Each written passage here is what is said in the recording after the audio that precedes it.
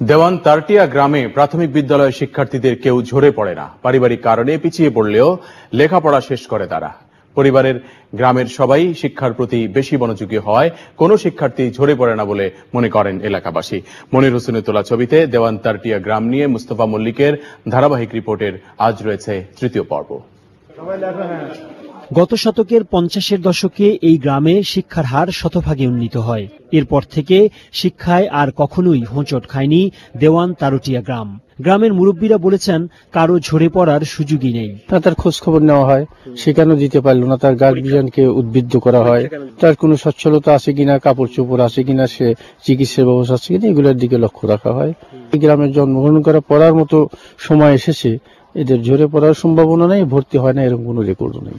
সমর্থনে তাদের উচ্চ শিক্ষার জন্য আমরা সম্মিলিতভাবে এলাকার ইউপি সদস্যদের নিয়ে, এলাইট পার্সনদের নিয়ে আমরা সহযোগিতা করে তাদেরকে স্টিল স্টাডিতে রাখি।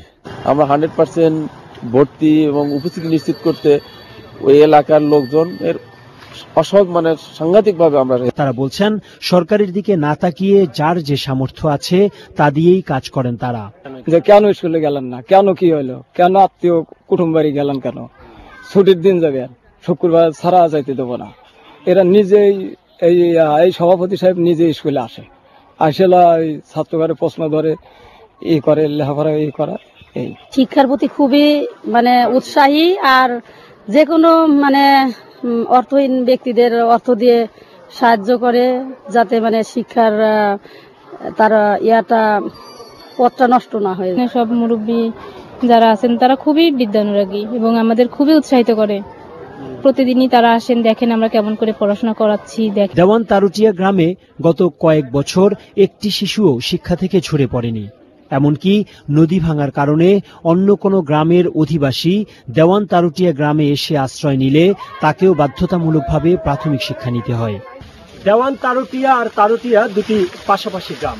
এই গ্রাম থেকে কিন্তু নিরক্ষরতা দূর হয়েছে কয়েক শত বছর আগে। এই গ্রামের সহজ সরল সাধারণ মানুষ বলছেন যে এখানে ঝরে পড়ার হারও এখন নেই, বিদ্যালয় ভর্তির হারও শতভাগ। কি করে সম্ভব? তারাই আবার বলছেন, সরকারের একার পক্ষে কখনোই এই কঠিন কাজ কখনোই সম্ভব হতো না যদি না এলাকার এই মানুষজন একসঙ্গে কাজ করত। Mustafa Mallik, channel I, Shahjadpur, Sirajganj. এ পর্যায়ে রূপালী ব্যাংক লিমিটেড চট্টগ্রাম সংবাদ।